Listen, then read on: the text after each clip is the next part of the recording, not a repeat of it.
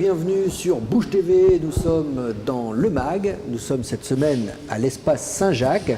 Notre invitée aujourd'hui est bien Madame Dudefoy. C'est bien ça. Vous vous occupez donc de l'association de jazz ici à Saint-Quentin.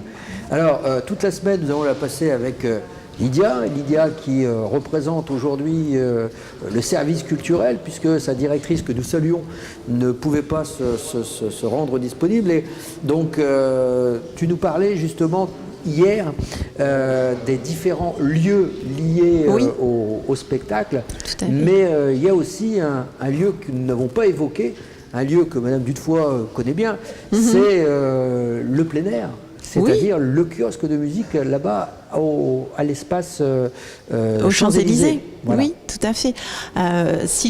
Si je peux me permettre, la direction des affaires culturelles gère 11 sites culturels. C'est pour vous dire l'importance en fait, voilà, que représente la culture à Saint-Quentin.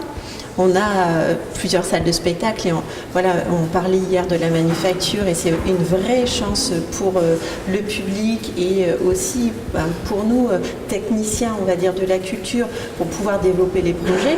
Mais en parallèle, on a effectivement un tissu associatif extrêmement actif avec lequel on travaille toujours très très bien. Et là, tout à l'heure, Nicole nous parlera du projet de Jazz aux Champs-Élysées, mais il est vrai que voilà, elle a porté ce projet-là haut et on est très fiers d'être aussi partenaire. Donc, le Champs-Élysées, c'est un lieu idéal pour présenter de la musique et pour imaginer d'autres formes de spectacles en extérieur, effectivement. D'ailleurs, on souligne également aux Champs-Élysées les Élysiques, tout à fait. Grand succès depuis maintenant 3 ans. Oui. Et on embrasse Amédée Zapparata. Alors on va laisser justement la parole et le micro à Nicole. Alors Nicole, parlez-nous un petit peu de votre association, comment tout ça s'organise. C'est un travail colossal à préparer à... Oui, c'est assez important, mais si vous voulez, ça fait suite à une passion partagée pour la musique entre autres mon mari et un certain nombre de musiciens de l'orchestre de jazz du Blue Rhythm Band de Saint-Quentin, qui existe depuis 1950, 51, je ne voudrais pas les trahir, mais ça a commencé à exister à partir de 1949, donc vous voyez, c'est une vieille histoire qui est très implantée dans la ville et qui a toujours été reconnue par la ville de Saint-Quentin, si vous voulez. Et donc on a commencé à faire des concerts de plein air, et puis à quelques années après, la ville de Saint-Quentin m'a demandé de créer une association spécifique que j'ai dénommée Jazz aux Champs-Élysées à Saint-Quentin, parce que ça allait se passer aux Champs-Élysées, bien sûr. Et l'histoire du jazz, c'est quelque chose qui est très très ancré chez nous. C'est une culture à laquelle on tient beaucoup, parce que c'est une culture, disons qu'on promeut le jazz classique et le swing, le mainstream, comme on disait en français autrefois. Et si vous voulez, en fait, la ville de Saint-Quentin nous a fait confiance sur la programmation, sur les choix qu'on faisait. Elle nous a soutenus. Elle nous soutient évidemment à plus d'un titre. C'est ce qui nous permet d'organiser des choses qui tiennent bien la route, je crois. Et la réputation de Saint-Quentin est très très bien assise dans le milieu professionnel du jazz. Et de plus en plus, des amateurs viennent vers nous. Moi, je jette je ne sais pas combien de propositions de musiciens par jour, parce que, hélas je n'ai que 5 dates à proposer, 6 avec le concert de récital de piano solo du mois de novembre, qui va bientôt avoir lieu, donc. Et la réputation est bien faite, et je suis obligée de refuser plein de gens, c'est désolant. Si on voulait, on pourrait avoir du jazz à longueur d'année, toutes les semaines à Saint-Quentin, mais on ne voudrait pas laisser le public. Mais non, mais justement, avez-vous déjà songé à avoir un lieu dédié au jazz, une salle de concert? Oui, j'ai pensé à des choses comme ça. On pense forcément, si vous voulez. Mais à l'expérience, on s'est rendu compte que c'était difficile à réaliser. Ouais. Et on a fait, à la suite de Jazz aux Champs-Élysées, on a créé les concerts d'été en 2002. Et à la suite de ça, on a créé un jazz club en 2004. Si vous voulez, c'était à la suite un peu d'un pari qui est du jazz tous les mois à Saint-Quentin. Ce qui fait qu'entre le jazz club du Blue Rhythm Band et les concerts de jazz aux Champs-Élysées, on a plus d'une fois du jazz à Saint-Quentin. Et là, vous continuez donc à faire des concerts tous les mois. Tous les mois. Dans un lieu différent. Alors non, là c'est dans un restaurant en périphérie saint-quentinoise, parce qu'en fait c'est une soirée où on a à peu près en moyenne 90 à 100 personnes à chaque fois. Ce sont vos habitués. C'est devenu des invités, des habitués. Ce sont des gens qui ont adhéré à Jazz aux Champs-Élysées, Blue Rhythm Band depuis longtemps, et qui viennent au Jazz Club et qui veulent passer la soirée, dîner, écouter de la musique. Donc là, on fait venir des musiciens professionnels aussi, mais on n'a pas les mêmes moyens, si vous voulez, qu'avec Jazz aux Champs-Élysées. Donc c'est 1 à 2 musiciens qui jouent avec le Blue Rhythm Band, qui lui joue gratuitement. Donc c'est un peu un challenge chaque mois. Il faut travailler un répertoire pour le musicien qui va venir. C'est à date fixe? Alors, c'est en moyenne, c'est le 2e vendredi de chaque mois. D'accord. Sauf exception. Et là, par exemple, il y en a une déjà parce qu'on a commencé en fin septembre, alors que d'habitude, on commence en octobre, pour des raisons privées, je dirais. Et là, on a le prochain qui va se tenir le 10 novembre.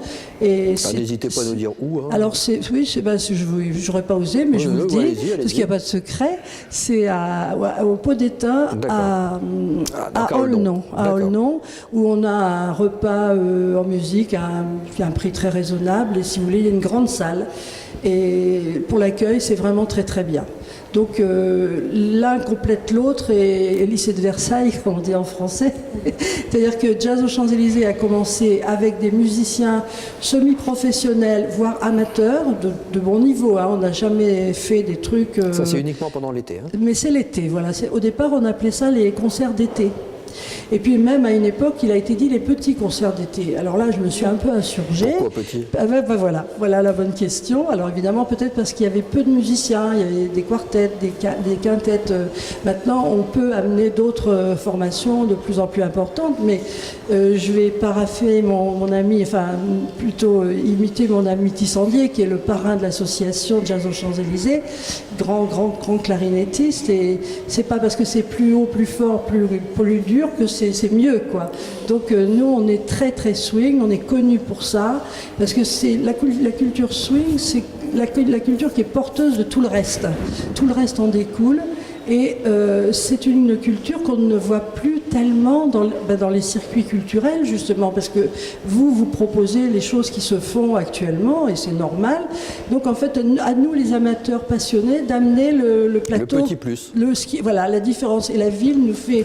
Enfin, je n'ai jamais eu une seule fois une réflexion sur « Ah, c'était pas terrible ta sélection » ou bien « Tu devrais inviter un tel ». Jamais je n'ai eu un truc pareil. Et ça, je remercie la ville de la confiance qu'elle nous fait. Alors, bien entendu, on vient de parler là, du jazz à Saint-Quentin, oui. Mais est-ce que justement vous exportez la ville de Saint-Quentin à travers le jazz sur d'autres villes, d'autres départements? Est-ce que vous sortez justement du territoire? Oui, ça c'est un peu difficile hein, parce qu'on a un budget qui est quand même qui s'est élargi avec les années parce qu'on a fait de la recherche chez le particulier, enfin les commerçants et tout. Et si vous voulez, en fait, c'est surtout notre réputation qui s'exporte et des musiciens de Saint-Quentin qui parfois vont travailler avec des professionnels. Alors, on est beaucoup en rapport avec le caveau de la Huchette. Et donc le caveau, on a déjà invité le Blue Rhythm Band à jouer au caveau. Enfin, ça a été des nuits assez chaudes, enfin assez importantes, je dirais. Et puis on est représenté dans des tas comment dirais-je, des journaux. On figure dans Jazz Magazine, dans Jazz Dixie Swing. On sait qu'on est le seul festival de l'été de jazz swing en Hauts-de-France, par exemple. Alors, si vous voulez, on n'a pas, on peut pas difficilement aller faire des choses ailleurs, d'autant qu'apparemment, enfin, et même plus qu'apparemment, depuis qu'on a démarré tout ça, il y a d'autres choses qui se sont créées, même à Saint-Quentin, avec d'autres associations et qui proposent, avec lesquelles finalement on est complémentaires, si vous voulez. Donc en fait, nous, notre intérêt, c'est de faire vivre tout ça le mieux possible. Et l'année dernière non, cet été, on a été plus d'1 millier de personnes à un concert aux Champs-Élysées, par exemple. Tous les ans, ça monte en puissance. Alors, ça n'est pas des grands festivals genre Élysée, où là, c'est un gros festival qui ne fait pas du tout appel aux mêmes gens. Mais si vous voulez, nous, par contre, ce que je peux vous... complémentaire. Absolument. Par contre, ce que je peux vous dire, c'est qu'il y a de plus en plus de gens qui viennent à Saint-Quentin pour ça. C'est-à-dire Lille, Cambrai, la Loire-Atlantique, Soissons, Chauny, bon ça c'est pas très loin, La Fère, Compiègne, la région parisienne, pardon. Qui ont eux aussi un festival à Chauny. Oui, voilà. Mais depuis pas quelques très longtemps. Années, voilà, et si vous voulez, en fait, à une époque, j'avais commencé parce qu'on fait une petite rubrique, on fait un petit journal pour nos adhérents qui s'appelle la Jazzette, et dans laquelle on a des rubriques un peu fixes. Et j'avais voulu faire le jazz dans l'Aisne. J'avais créé cette petite rubrique, et à l'époque, il y avait presque rien. Et j'avais eu une réponse une fois de Chauny, une autre fois d'Hirson. Et puis entre deux, je relançais tout le temps, puis il ne se passait pas grand-chose. Alors que maintenant, ça vit un peu partout. Avec Lan, on a d'excellents rapports aussi. Ils ne font pas les mêmes choses que nous, mais en même temps, on se retrouve sur certains types de concerts. Parce qu'eux, ils font, par exemple, moi j'ai parfois des gens qui me proposent de venir à Saint-Quentin qui ne sont pas du tout dans ce qu'on fait de nous, mais qui sont intéressants. Donc je les envoie vers Lan, par exemple, parce que là, je sais qu'eux, ils sont, on va dire, plus larges que nous dans la sélection au niveau du temps. Eh bien, écoutez, merci pour toutes ces informations, Nicole. C'est tout ce qu'on peut vous souhaiter, c'est de continuer de swinguer ici à Saint-Quentin. Merci, oui. C'est notre intention. Lydia, nous, voilà. Merci. On va se retrouver demain. On va parler sport demain et surtout loisirs, puisque c'est du cyclotourisme dont il sera question. D'accord. Et merci encore d'avoir participé à cette émission. On se retrouve demain. Quant à vous, restez fidèles à Bouge TV et à demain.